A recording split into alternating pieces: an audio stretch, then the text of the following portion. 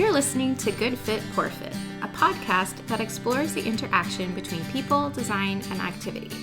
Good Fit, Poor Fit is part of the Universal Design Project, a nonprofit organization with a vision for every community across the USA to have a surplus of homes and opportunities for social participation that are universally and financially accessible. Learn more at universaldesign.org. Hello all, welcome to episode number 26. This is going to be a really fun episode today because I get the pleasure of introducing you to Rebecca Langbein. She recently joined our team to help contribute her ideas to some of our design work and has graciously agreed to help participate in creating content for the Good Fit, Poor Fit podcast as well. I really miss having a co-host and a collaborator in this effort, so I'm really excited to have her join and share her unique perspective. So first off, let me share a little bit about Rebecca. She lives outside Philadelphia, Pennsylvania, and is an engineer turned occupational therapist. She has a BS in integrated engineering and psychology and recently graduated as a doctor of occupational therapy. Bringing in the perspective of engineering and healthcare, she helps bridge a functional gap between products and people by consulting with a variety of organizations to help create products and environments that are equitably accessible for all people. Rebecca had the privilege of sharing her vision about occupational therapy and human-centered design as a TEDx speaker, and she continues to participate and advocate for interdisciplinary collaboration. I'll post the link to her TEDx talk in the show notes. It's excellent, so you should really take a look at that. So for Rebecca's first episode with us, I thought it might be neat to hear about some of the research she did to finish up her OT degree, which she discusses the design of spaces for people with dementia.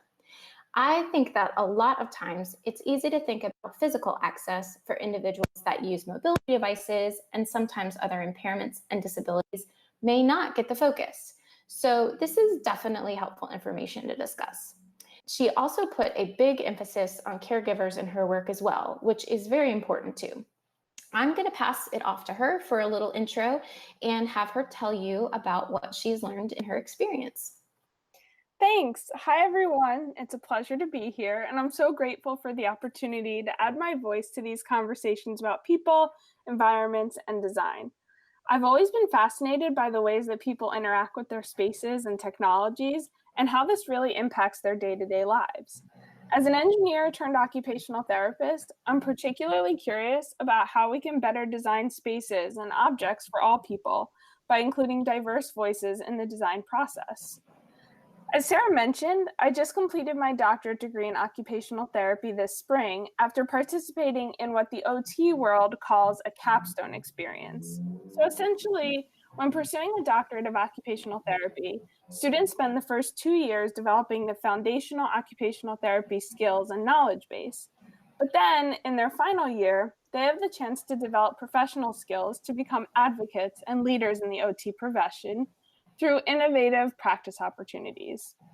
So for me, this meant working with 2 community-based organizations that provide care to individuals with intellectual disabilities and dementia. Before I talk more about this, though, I want to share some facts about dementia that really put into perspective the importance of a conversation like this, talking about designing for dementia. First off, even though many people use the terms dementia and Alzheimer's interchangeably, the fact is they're not the same. The word dementia refers to a set of symptoms that include things like memory loss and difficulty with problem solving. Alzheimer's disease is the most common cause of dementia, but it isn't the only one. Though dementia mostly affects older adults, it's not a normal sign of aging. That being said, around the world, over 50 million people have dementia, and it's one of the most significant causes of disability, according to the World Health Organization. Now, before we get into the meat of this conversation, I also want to mention one more fact about dementia. Over 60% of people who are diagnosed with dementia live in the community, in their homes or with their families. So if we pause to think about that, we realize that that means most people with dementia are not living in residential care facilities. They're living in homes just like ours, Sarah. Yes, they are. And I'm really glad that you brought up that statistic. I know many families want to keep their loved ones at home as long as they can, and they're really struggling with how to do that safely. I know my parents tried to do that with my grandparents as long as they could, whether it was maybe taking on more responsibility themselves or hiring others. As many of our listeners know, with the way our current housing stock is designed, there aren't a lot of great options for people to live who have a disability. But a decline in memory as part of that equation isn't often addressed. And I'm really excited to explore some of these design options today. There is a big movement to help people age in place in their homes. So I think it's an important topic for people to understand. And when considering the design of a home, that they also need to include multiple types of impairments as well, because that will happen when we all age. Yes, exactly. So now that we've set the backdrop for this conversation about designing for dementia, I'll speak a little bit more about the work I did during my capstone experience. As I mentioned, the real focus of my work last year was actually with caregivers. I worked with people who were caring for individuals with dementia to address challenges that arose during caregiving. And to do so, I was trained to use an approach called skills to care. This approach involves working with caregivers to examine the interaction of the caregiver, the person with dementia, and the environment. So, we view these three things as pieces of a system that all overlap and feed off of one another. Therefore, by modifying one of these, the caregiver's actions, the person with dementia, or the environment, the whole situation can change and challenges can be remediated. This reminds me so much of the PEO model that we use with our organization and how we look at the person, the environment, and the occupations that people are doing. If one of these areas isn't being considered, the design will not be a great fit. I love this concept of skills to care. So, is this approach something that you can be certified to practice in, or is it just a way of approaching treatment with caregivers and their family members? First of all, Sarah, that's a great comparison between the skills to care model and PEO. I always thought about that when I was working with my clients because the goal in both of these situations is to set up the three parts of the system so that they work together and create that good fit for a person to do what they want and need to. And to answer your other question, yes, occupational therapists can become certified in skills to care by participating in a training program through Thomas Jefferson University, which I did as part of my doctoral capstone experience. That's great. So, can you tell me a little bit about what you learned through your capstone? Sure. So, one of the most noteworthy things I learned through this work was the profound impact that the environment can have on a person with dementia. Honestly, I was shocked to find out how much people with dementia were affected by their environments, and further, how altering that environment could make it so much easier for both the person with dementia and the caregiver to function. So, in working with caregivers, we would often discover that the environment was the most effective aspect of that three-part system to change. I learned that there are many aspects of environments that can be incredibly unsettling and triggering for people with dementia. But once you're cued into these potential triggers in the environment, it can be really easy to make changes that will help the person with dementia function better. So, let me tell you some examples of that. The first one that comes to mind is cluttered spaces. So, cluttered spaces can be incredibly overwhelming, especially for people with dementia. Caregivers are often confused as to why their loved one or their patient has trouble helping to cook dinner or work on hobbies like scrapbooking as they used to. And when I would ask the caregivers to show me the spaces where people were doing these things, it was pretty easy to see why they might be having trouble. With materials strewn everywhere and countless tools laying on top of one another, the person with dementia would have no idea where to begin. The environment was often too complicated, and they wouldn't know how to engage in the activity that they were there to do. But by simplifying the workspace and only laying out the items that the person with dementia needed, caregivers would often be thrilled to see that their patient or loved one was able to participate in this once challenging activity. And honestly, if we think about this, it's really logical. I don't know about you, Sarah, but I cannot sit down to work at a cluttered desk. Oh, definitely. I'm the same way.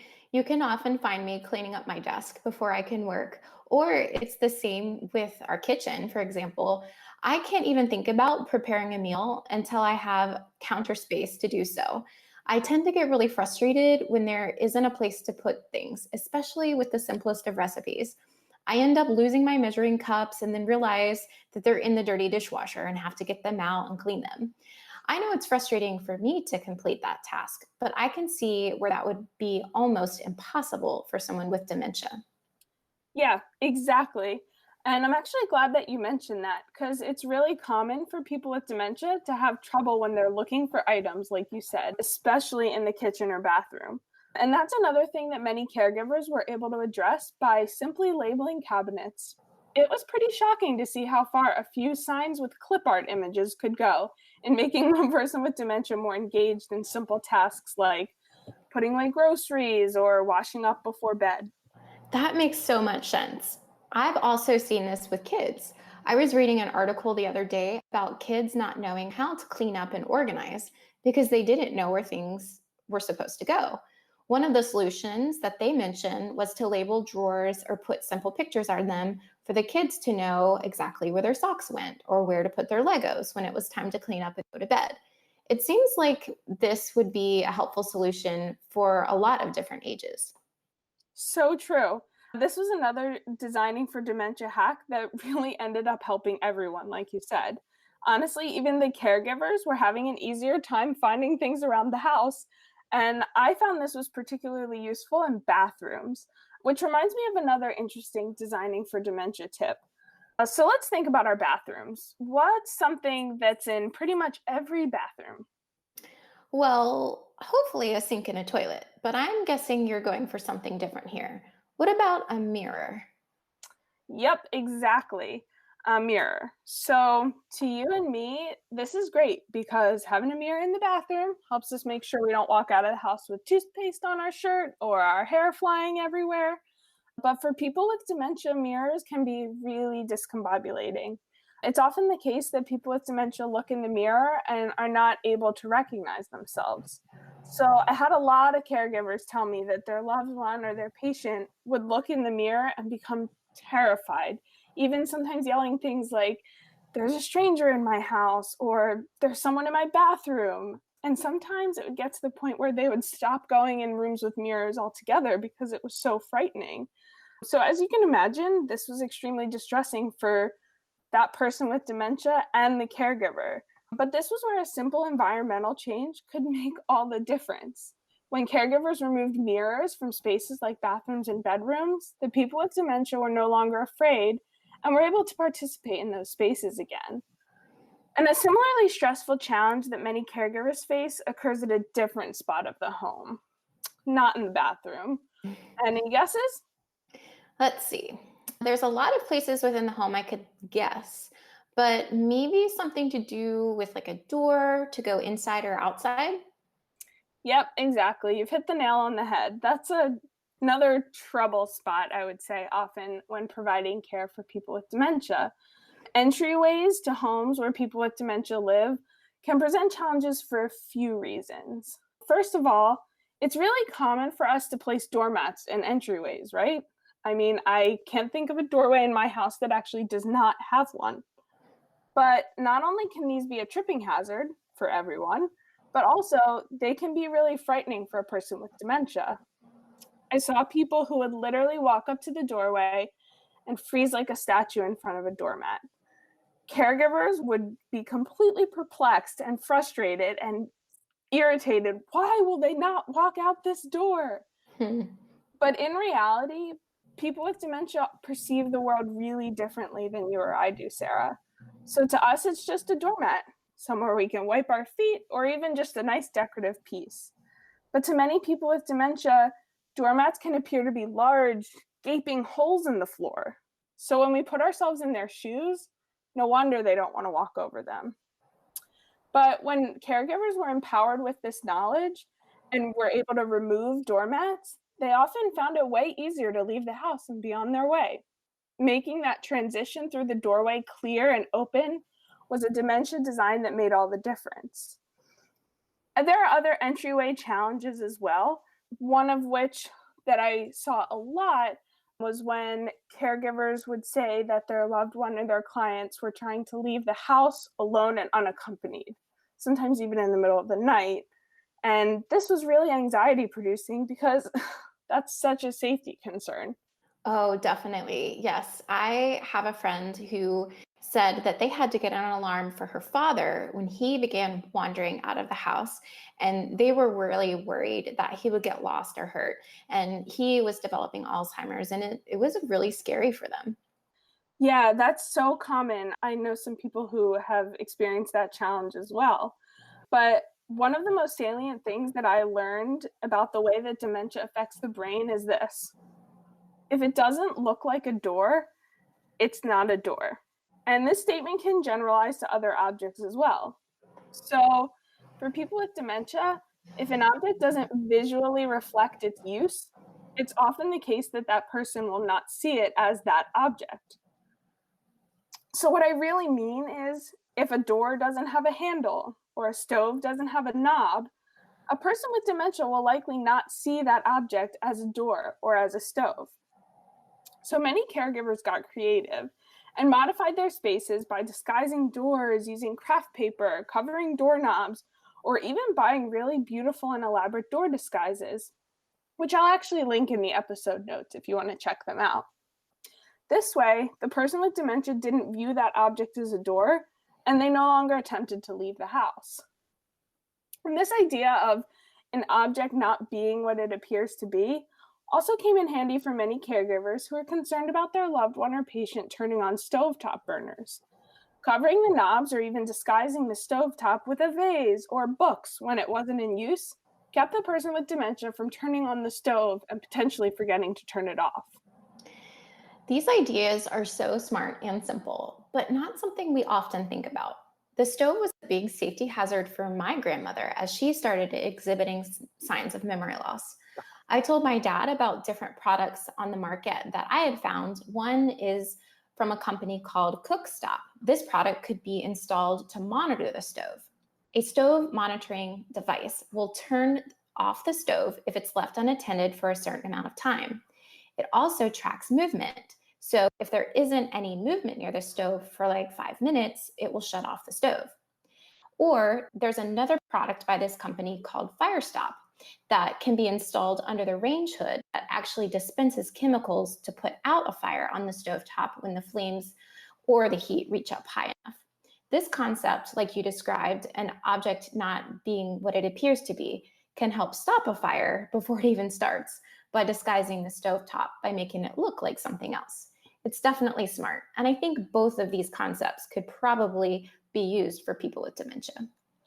Absolutely. I think there's a place for both of these kinds of innovations in the home.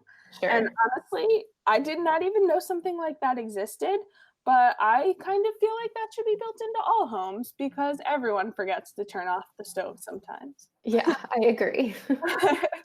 But yeah, simple shifts like this, disguising the stove, demonstrate how setting up the environment in a specific way can prevent safety issues and promote participation and well being for people with dementia and their caregivers.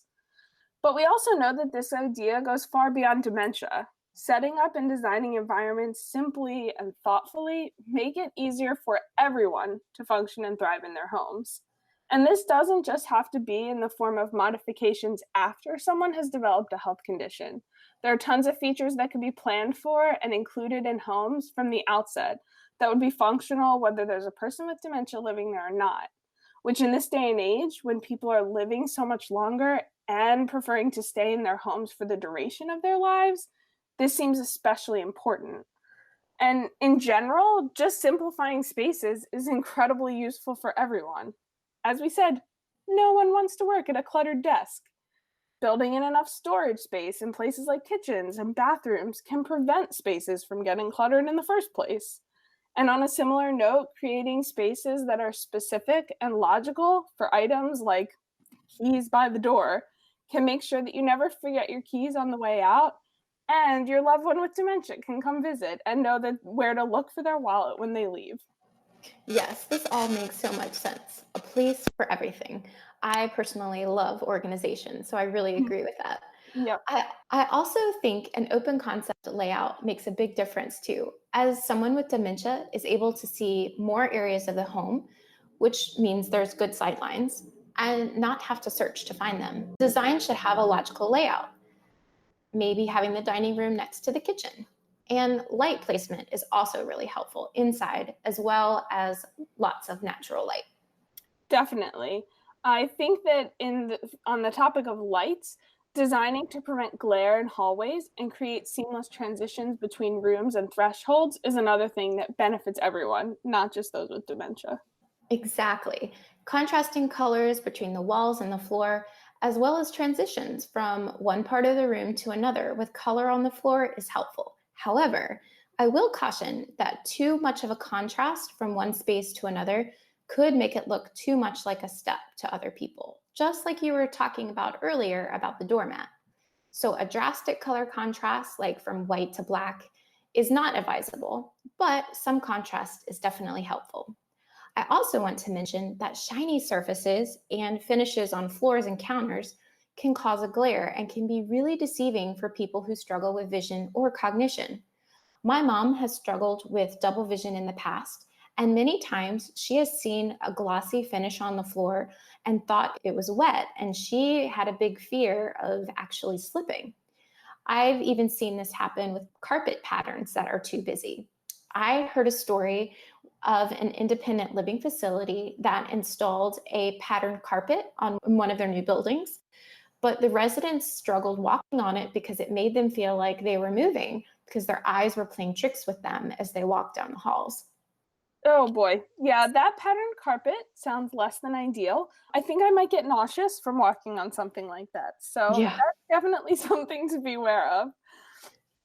So, Sarah, before we wrap up, do you want to know my personal favorite dementia friendly design that I implemented in my apartment? Of course.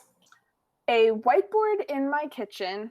I would use it to write groceries and weekly menus, but I also knew that if I ever needed to, I could use it as a very prominent place to leave a reminder if I were living with a loved one who has dementia, or honestly, if there was something that I really just thought I was going to forget. That's a really great idea. I think I probably should do that in our house too. This concept actually reminds me of something a friend of mine did with her father. Here's a direct quote. Sometimes people get stuck back in time, so they are frightened or confused by the current age of their sons, daughters, wives, or husbands. If you have a bulletin board with pictures in progression of each important person, it can help. So the father says, "You aren't my daughter. You're lying. She is a sweet little thing." You can go over to the bulletin board and say, "Is this your daughter when she was little? Oh, look, this must be her in high school. And look at her on her wedding day," etc. She said that this helps the person gently come to the present and recognize you at your current age. So I could see where this whiteboard idea and this memory board idea could really be used hand in hand. Wow, yes, yes. I love that idea and actually saw similar things in many homes where I worked last year. Some people even had these memory boards for the individuals themselves, walking through their growing up and their lives. One more thing before we finish up. What's one thing that you have in your home that you like now but might also be useful down the road?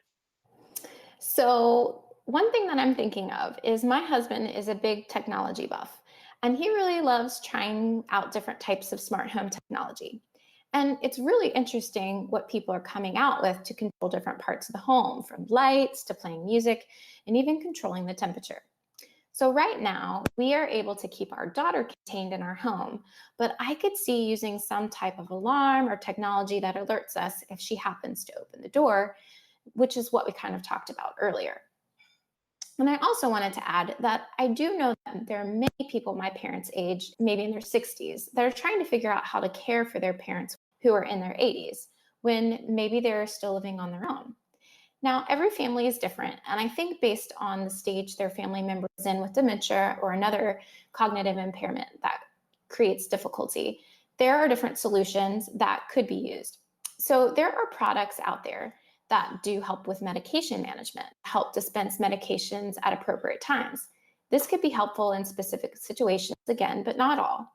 I have another friend who shared that her family had to actually lock up the medications versus hiding them because her father, who had Alzheimer's, actually found and took her mother's sleeping pills and took 2 days worth.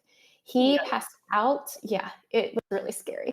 He actually passed out at the breakfast table and they couldn't rouse him. They thought he was having a stroke and they had to call the rescue squad, and he was eventually taken to the hospital. Now, my friend's mom realized the next morning when she went home what happened, that he had actually taken her sleeping pills, but they had a really hard time convincing the doctors of this. So it seemed like a pretty big ordeal. So locking up medications was a big solution for them. Oh my goodness. Yes. That must have been incredibly scary for your friend. And fortunately, in this case, everyone was okay. But that certainly does offer insight into the importance of safely setting up a home when caring for loved ones, especially when it comes to medications. Definitely.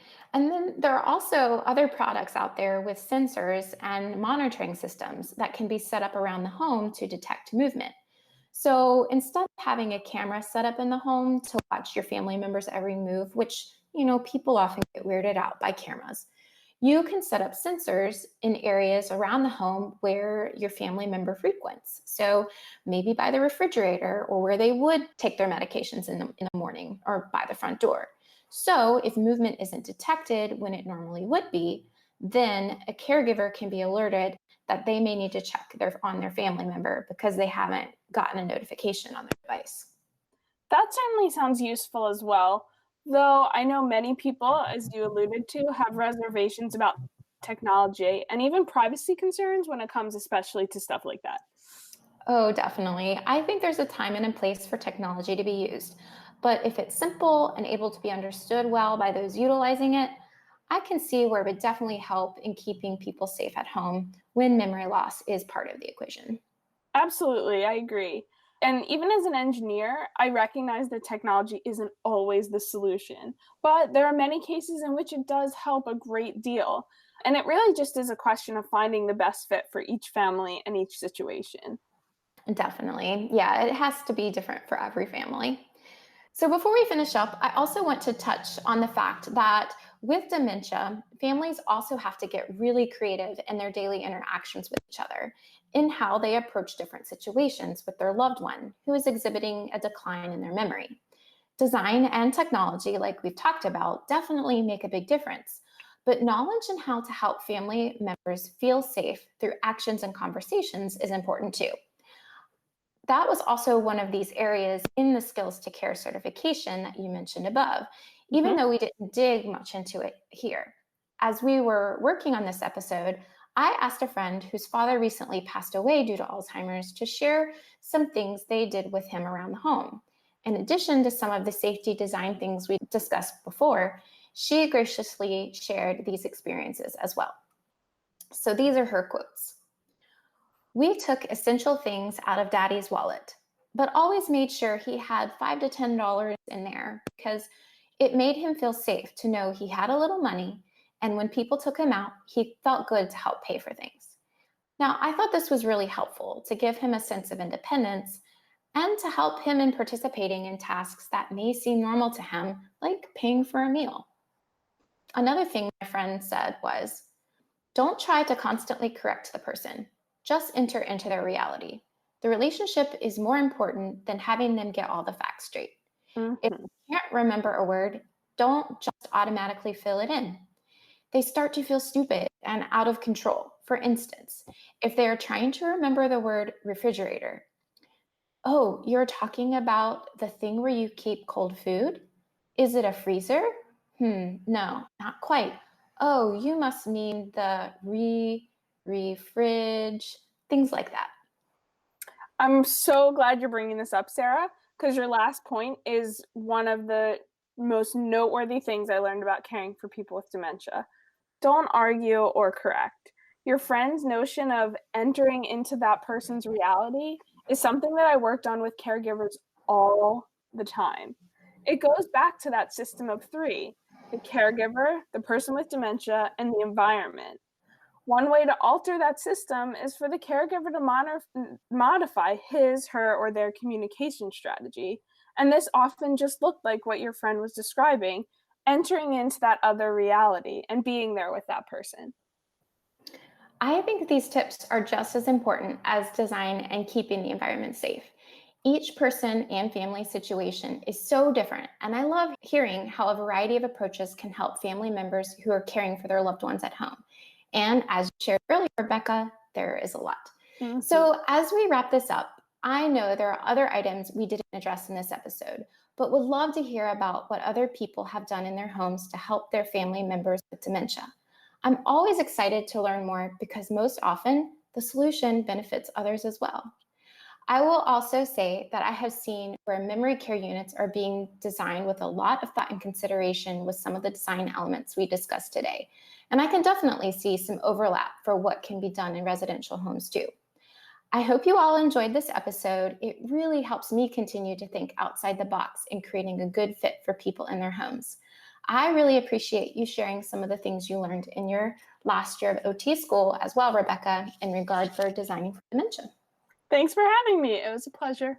Yes, of course. And I'm so glad you're going to be joining us in more episodes in the future. Have a great day. Thanks for listening to Good Fit, Poor Fit. I'm your host, Sarah Pruitt, Program Director and Occupational Therapist at the Universal Design Project. Learn more about our work at universaldesign.org and find more episodes and links to subscribe at goodfitpoorfit.com. If you have questions or topics you'd like to discuss, email us at podcast@universaldesign.org. Thanks for fitting us into your day.